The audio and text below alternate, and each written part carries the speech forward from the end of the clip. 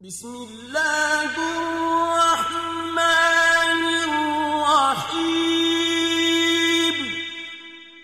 شروع اللہ کے نام سے جو بڑا مہربان نہایت رحم والا ہے۔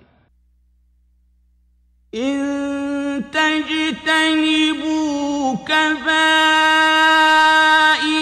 ما تنہون عنہ نکفر عنکم سیئاتکم وندخلکم مدخلا کریما۔ اگر تم بڑے بڑے گناہوں سے جن سے تم کو منع کیا جاتا ہے اجتناب رکھو گے تو ہم تمہارے چھوٹے چھوٹے گناہ معاف کر دیں گے اور تمہیں عزت کے مکانوں میں داخل کریں گے۔ الحمدللہ رب العالمین وصلی اللہ علی نبینا محمد وعلی آلہ واصحابہ اجمعین۔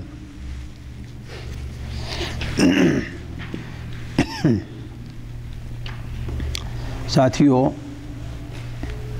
یہ 2-3 مجلسوں سے کبائر کا سلسلہ چل رہا ہے۔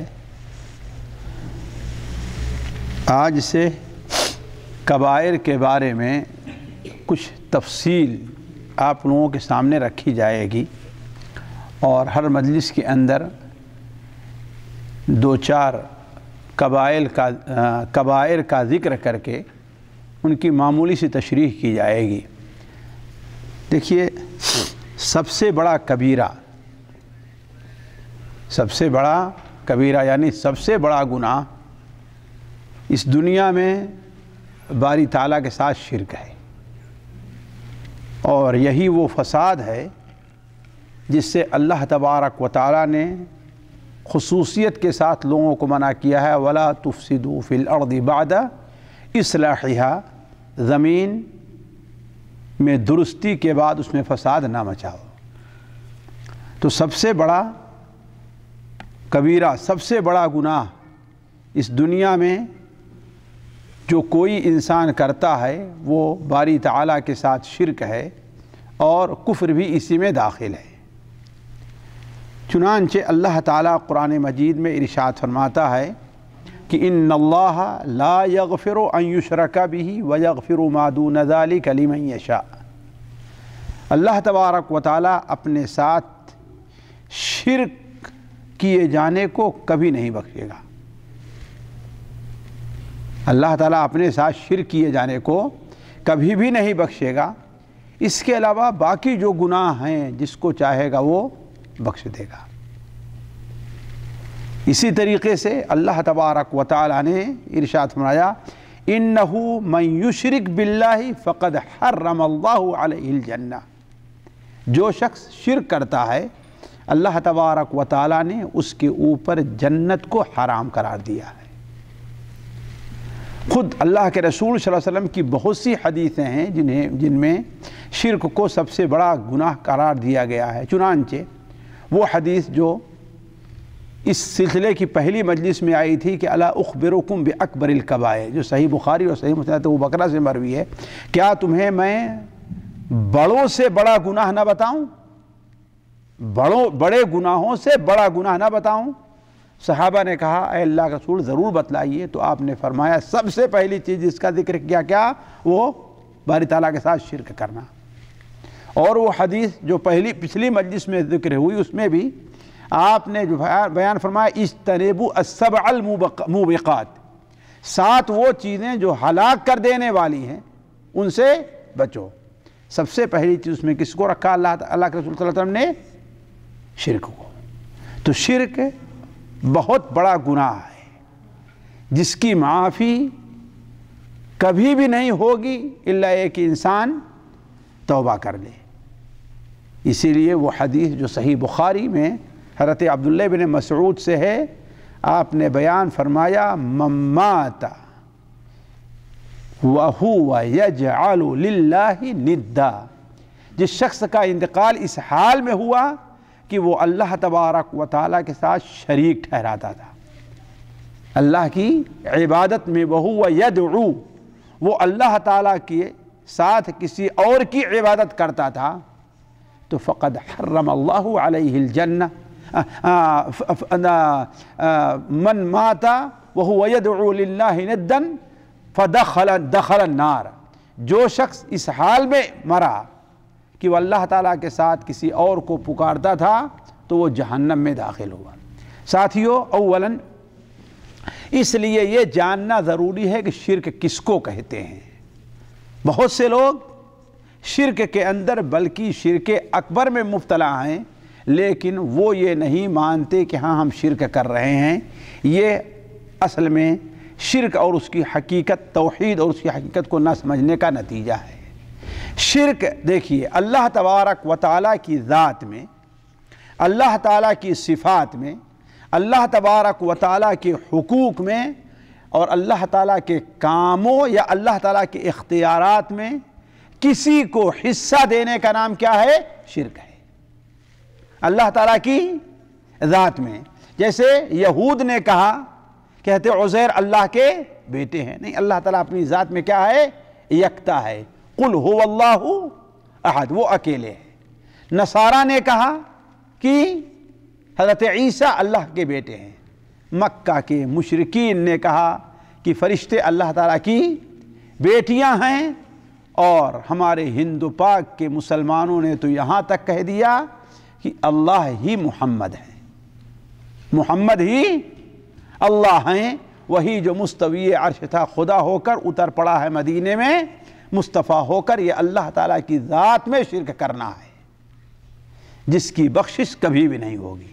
تو اللہ تعالیٰ کی ذات میں، اللہ کی صفات میں، اللہ کی صفات کیا ہیں؟ اللہ تعالیٰ کی صفت ایسی ہیں جو کسی اور کے اندر نہیں پائی جاتی۔ مثال کے طور پر ہر قسم کے نقص اور عیب سے پاک کون سی ذات ہے؟ اللہ تعالیٰ کی ذات۔ اس میں کسی بھی قسم کا کوئی نقص نہ اس کے کام میں، نہ اس کی صفات میں، نہ اس کے فیصلے میں، کسی میں کوئی نقص نہیں ہے۔ کسی بھی انسان ہے اس کا فیصلہ غلط ہو سکتا ہے، اللہ تعالیٰ اس کی اصلاح کر دے گا۔ حتیٰ کہ انبیاء علیہ السلام جو اللہ تعالیٰ کے سب سے مقرب بندے ہیں، ان سے بسا اوقات فیصلے میں کوتاہی ہوتی تھی، اللہ تعالیٰ اصلاح کر دیتا ہے کہ نہیں؟ لیکن اللہ تعالیٰ کی ذات ہے کہ سبحان، وہ بالکل پاک ہے۔ اللہ تعالیٰ کی ذات ہے کہ ہر دور اور نزدیک کی چیز کو دیکھنے والا ہے۔ یہ کسی اور کی صفت نہیں ہے۔ اگر کسی اور میں یہ صفت مانی گئی تو اللہ تعالیٰ کی ذات میں، اللہ تعالیٰ کی صفات میں شرک کیا گیا۔ ایسے ہی ہر چیز پر نظر رکھنے والا کون سی ذات ہے؟ اللہ تعالیٰ کی۔ اگر کوئی یہ سمجھتا ہے کہ ہاں ہماری چھوٹی بڑی بات کسی اور کوئی ذات دنیا میں ہے، ہمارا پیر ہے، ہمارا کوئی ہے، اس پر پوشیدہ نہیں ہے، تو یہ چیز کیا ہے؟ اللہ تعالیٰ کی صفات میں شرک کرنا ہے۔ اللہ تعالیٰ کے حقوق یعنی اللہ تعالیٰ کا حق کیا ہے؟ عبادت ہے۔ وہ عبادت چاہے مال کی عبادت ہے، جیسے چڑھاوا چڑھانا ہے، قربانی کرنا ہے، دل کی عبادت ہے جیسے محبت اور خوف ہے، ہاتھ اور پیر کی عبادت ہے جیسے رکوع اور سجدہ اور طواف ہے، یا زبان کی عبادت ہے جیسے دعا کرنا اور پناہ مانگنا اور بگڑی بنوانا ہے۔ یہ ساری صفت کس کی ہے؟ اللہ تعالیٰ کی ہے۔ یہ عبادت ہے اللہ تعالیٰ کی، کسی اور کی نہیں کی جائے گی۔ اور اللہ تبارک و تعالیٰ کے کام یا اللہ تعالیٰ کے اختیارات، مارنا کس کا کام ہے؟ اللہ کا۔ جلانا کس کا کام ہے؟ اللہ کا۔ روزی دینا کس کا کام ہے؟ اللہ کا۔ بارش برسانا کس کا کام ہے؟ یہ وہ کام ہے، اللہ تعالیٰ نے کسی کو اس میں حصہ نہیں دیا ہے۔ اگر کوئی یہ سمجھتا ہے کہ ہاں میری جان کسی اور پیر کے ہاتھ میں ہے، کسی حاکم کے ہاتھ میں ہے، تو یہ اللہ تعالیٰ کے کاموں میں، اللہ کے اختیارات میں وہ شرک کر رہا ہے۔ تو شرک وہ ہے جس کی کبھی معافی نہیں ہے۔ ساتھیوں، شرک دو قسم کا ہوتا ہے، ایک شرک اکبر ہے اور ایک شرک اصغر ہے۔ شرک اکبر ہے اور ایک شرک اصغر ہے۔ شرک اکبر وہ ہے جس کا مرتکب ہمیشہ جہنم میں رہے گا، لیکن شرک اصغر کا مرتکب ہمیشہ جہنم میں نہیں رہے گا۔ شرک اکبر وہ ہے کہ اگر کوئی آدمی شرک اکبر کہتا ہے تو مسلمانوں کے دائرے سے خارج ہے، وہ مسلمانوں کے قبرستان میں نہ دفن کیا جائے گا، نہ اس کی نماز جنازہ پڑھی جائے گی۔ البتہ شرک اصغر کا مرتکب یہ ہے کہ وہ ہے مسلمان ہی لیکن وہ ایک قسم کا شرک کر رہا ہے، وہ اسلام سے خارج نہیں ہوگا۔ تو شرک اصغر اس کو کہتے ہیں کہ قرآن اور حدیث میں جسے شرک اور کفر کہا گیا ہے لیکن وہ شرک اکبر تک نہیں پہنچتے۔ مثال کے طور پر ریا ہے، ریا اور نمود، یعنی وہ کام جو اللہ کی رضا کے لیے کیا جانا چاہیے وہ کام انسان کسی اور مقصد کے لیے کرے۔ نماز جو پڑھنا ہے کس کے لیے پڑھنا ہے؟ اللہ تعالیٰ کے لیے، اس کو راضی کرنے کے لیے۔ اب انسان نوکری کے لیے نماز پڑھے ہے کہ نا، یا اس لیے نماز پڑھے کہ اگر نماز نہیں پڑھا تو فلاں صاحب ناراض ہو جائیں گے، تو گویا یہ شرک کر رہا ہے اور یہی ریا ہے کہ نہیں؟ ریا اور نمود دکھانے کے لیے انسان کو اللہ تعالیٰ نے علم دیا ہے، وہ کس لیے؟ تاکہ خود اس کے اوپر عمل کرے اور اللہ تعالیٰ کے بندوں کو اس کی تعلیم دے۔ کس لیے؟ اللہ تعالیٰ کو راضی کرنے کے لیے۔ لیکن اللہ نے علم دیا ہے قرآن کا، حدیث کا، اچھی تقریر اس لیے کرتا ہے تاکہ لوگ کہیں کہ بہت اچھا مقرر ہے، اچھی قرات اس لیے کرتا ہے تاکہ لوگ کہیں بڑی پیاری اس کی آواز ہے۔ تو گویا یہ کام جو اللہ کے لیے ہونا چاہیے کس کے لیے کیا؟ غیر اللہ کے لیے۔ اللہ نے مال دیا ہے، خرچ کس کے لیے کرنا ہے؟ کس کو راضی کرنے کے لیے؟ اللہ کو، لیکن دکھانے کے لیے مسجد بنائے تاکہ لوگ کہیں بڑا مالدار ہے، تو یہی چیز کیا ہے؟ شرک اصغر ہے۔ اسی طریقے سے قسم کھانا، قسم صرف اور صرف اللہ کے نام اور اس کی صفتوں کی کھائی جائے گی بس۔ اب اگر کوئی آدمی بیت اللہ کی قسم کھاتا ہے، اپنے باپ کی قسم کھاتا ہے، اپنے بیٹے کی قسم کھاتا ہے یا کسی اور کی کھاتا ہے تو کیا ہے؟ یہی شرک ہوگا۔ نبی کریم صلی اللہ علیہ وسلم نے ارشاد فرمایا، سنن ترمذی میں ہے، من حلف بغیر اللہ فقد اشرک، جس نے اللہ کے علاوہ کسی اور کی قسم کھا لی اس نے کیا کیا؟ شرک کیا۔ اس طریقے سے شرک اصغر بہت لمبا ہے، اس کی بڑی مثالیں ہیں۔ تعویذ لٹکانا، گنڈے، پلیتے، یہ جو چیزیں ہوتی ہیں یہ ساری چیزیں کرنا شرک اصغر میں داخل ہے۔ تو پہلا کبیرہ ساتھیو شرک باللہ ہے، خواہ وہ شرک اکبر ہو یا شرک اصغر ہو، جس سے بچنا ہر انسان کے لیے نہایت ضروری ہے۔ دوسرا کبیرہ والدین کے ساتھ بدسلوکی کرنا ہے اور ان کی بات نہ ماننا ہے۔ دیکھیے اللہ تبارک و تعالیٰ نے والدین کے حق کو قرآن مجید میں 3-4 جگہ اپنے حق کے ساتھ بیان کیا ہے۔ اعبدوا اللہ ولا تشرکوا بہ شیئا وبالوالدین احسانا وقضى ربك الا تعبدوا الا اياه وبالوالدین احسانا ان اشکر لی ولوالدیک۔ تو کیوں؟ اس لیے کہ اصل انسان کا خالق کون ہے؟ اللہ تبارک و تعالیٰ ہے، لیکن اس دنیا میں انسان کے آنے کا ذریعہ کون بنے ہیں؟ اس کے والدین بنے ہیں۔ لہذا اللہ تبارک و تعالیٰ نے والدین کا حق بڑا رکھا ہے۔ ان کی نافرمانی کو اللہ تبارک و تعالیٰ نے گناہ کبیرہ قرار دیا ہے۔ قُلْ تَعَالَوْا أَتْلُ مَا حَرَّمَ رَبُّكُمْ عَلَيْكُمْ، آؤ ہم تمہارے سامنے وہ چیز بتلائیں جس کی مخالفت کو اللہ نے تمہارے اوپر حرام قرار دیا ہے۔ پہلی چیز یہ ہے کہ شرک نہ کرنا۔ اگر تم شرک کیے تو گویا اللہ تعالیٰ کی نافرمانی کر رہے ہو اور یہ کبیرہ گناہ ہے۔ وَبِالْوَالِدَيْنِ احسانا، اور والدین کے ساتھ کیا کرو؟ احسان کرو۔ اگر والدین کے ساتھ احسان نہیں کیا، بدسلوکی کی، اچھی طریقے سے نہیں پیش آئے تو اس کا مطلب کیا ہے؟ گویا تم نے کبیرہ گناہ کیا ہے۔ اسی لیے صحیح بخاری وغیرہ میں حضرت عبداللہ بن عمر کی روایت ہے کہ ایک اعرابی اللہ کے رسول کی خدمت میں حاضر ہوا اور پوچھتا ہے، اے اللہ کے رسول صلی اللہ علیہ وسلم کبیرہ گناہ کیا ہیں؟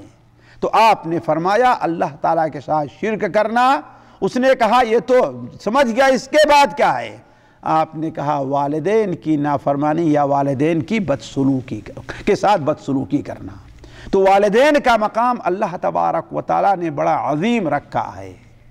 ہر وہ کام جو جائز ہو، ہر وہ کام جو جائز ہو، اگر اس کے کرنے یا اس کے نہ کرنے سے والدین کو ایذا اور تکلیف پہنچ رہی ہے تو یہی چیز والدین کے ساتھ بدسلوکی میں داخل ہے.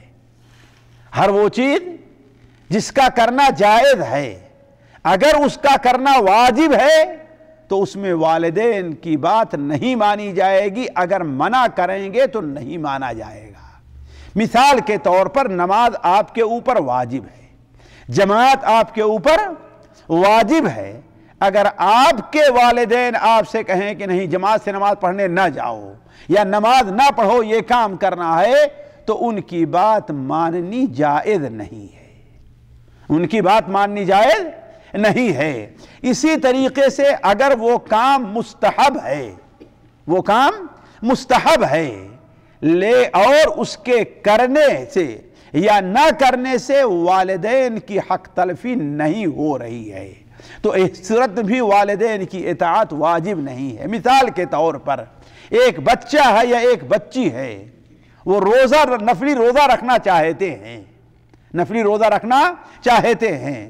اب اگر والدین منع کرتے ہیں کہ نہیں روزہ نہ رکھو تو دیکھا یہ جائے گا کیا اس روزہ رکھنے یا نہ رکھنے سے والدین کا کوئی فائدہ یا نقصان ہے. اگر اس کے روزہ رکھنے سے کوئی نقصان ہے تب تو ٹھیک ہے، وہ روزہ نہیں رکھے گا. لیکن اگر کوئی نقصان نہیں ہے تو ان کی بات نہیں مانی جائے گی. اللہ تبارک و تعالیٰ کے حق کو مقدم کیا جائے گا. علی کل حال ہر وہ چیز جو جائز ہے اس کے چھوڑنے سے یا اس کے کرنے سے والدین کی حق تلفی ہوتی ہے، ایذا اور تکلیف پہنچتی ہے، تو یہ چیز گناہ کبیرہ میں داخل ہوگی. ایسا کرنا کسی انسان کے لیے جائز نہیں ہوگا، بلکہ شریعت نے تو یہاں تک اجازت نہیں دی ہے کہ اگر والدین کسی چیز کا حکم دے اور انسان اف کرے کہ یہ کام تو مجھ سے نہیں ہوگا. تو کہنے کا مطلب یہ ہے کہ والدین کے ساتھ بدسلوکی کرنا، ان کی بات کو نہ ماننا، شرط یہ ہے کہ شریعت کے حدود میں ہو، یہ بھی گناہ کبیرہ میں داخل ہے. اسی لیے نبی کریم صلی اللہ علیہ وسلم کی وصیت رہی ہے، خصوصی طور پر حضرت معاذ بن جبل کو، حضرت ابو دردہ کو، کہ وَلَا تَعُقُّنَّ وَالِدَيْكَ وَإِنْ أَمَرَكَ أَن تَخْرُجَ مِنْ أَهْلِكَ وَمَالِكَ. والدین کی نافرمانی نہ کرنا اگر وہ یہاں تک حکم دیں کہ اپنے مال کو اور اپنے اہل کو چھوڑ کر کے چلے جاؤ، تو علی کل حال والدین کے ساتھ بدسلوکی کرنا یہ کسی بھی صورت میں جائز نہیں ہے. تیسرا کبیرہ گناہ جو قرآن اور حدیث سے ثابت ہے وہ ناحق انسان کا قتل ہے. اللہ تبارک و تعالیٰ نے انسان کی جان کو محترم قرار دیا ہے، انسان کے مال کو محترم قرار دیا ہے، الا بحق، مگر ایک کہ وہاں پر کوئی حق ہو. یعنی حق کیا ہے؟ حق کیا ہے؟ اگر کوئی شخص کسی کو قتل کرتا ہے تو گویا اب اس کو اس کے بدلے میں قتل کیا جائے. کوئی آدمی شادی شدہ ہے، وہ اب زنا کرتا ہے تو گویا اب اس کو پتھر سے مار مار کر کے اس کو ہلاک کیا جائے. کوئی آدمی اپنی خوشی سے بغیر کسی کے دباؤ کے مسلمان ہوا لیکن اب اسلام سے پھر گیا تو اب اس کو قتل کیا جائے گا. کوئی شخص زمین میں فساد مچا رہا ہے، ڈاکہ ڈال رہا ہے، لوگوں کو تنگ کر رہا ہے تو ایسی صورت میں اسے قتل کیا جائے گا. اس کے علاوہ کوئی ایسی صورت نہیں ہے کہ کسی انسان کی جان کو، یا یہ بھی کہہ سکتے ہیں کہ اسلام کے احکام کے نفاذ کے سلسلے میں جو آدمی رکاوٹ بن رہا ہے، اسلام کے جو کام ہیں اس کے نفاذ کے سلسلے میں کوئی آدمی رکاوٹ بن رہا ہے تو وہ بھی قتل کیا جائے گا۔ ان کے علاوہ اور کوئی صورت شاید نہیں ہے کہ انسان کو قتل کیا جائے، بلکہ اللہ تبارک و تعالی نے اسے بڑی سختی کے ساتھ منع فرمایا ہے۔ وَلَا تَقْتُلُوا النَّفْسَ الَّتِي حَرَّمَ اللَّهُ إِلَّا بِالْحَقِّ، ایک سے زائد جگہ قرآن مجید میں اللہ تعالیٰ ارشاد فرماتا ہے وَلَا تَقْتُلُوا النَّفْسَ الَّتِي حَرَّمَ اللَّهُ، جس جان کو مارنا اللہ تعالیٰ نے حرام قرار دیا ہے ناحق اس کا قتل نہ کرو۔ اسی لیے نبی کریم صلی اللہ علیہ وسلم سے ایک موقع پر پوچھا گیا کہ سب سے بڑا گناہ کیا ہے؟ حضرت انس بن مالک کی روایت صحیح بخاری اور صحیح مسلم میں، تو آپ نے پہلے شرک بتایا، دوسرا آپ نے والدین کی نافرمانی، اور تیسری چیز آپ نے کہا کسی انسان کا قتل۔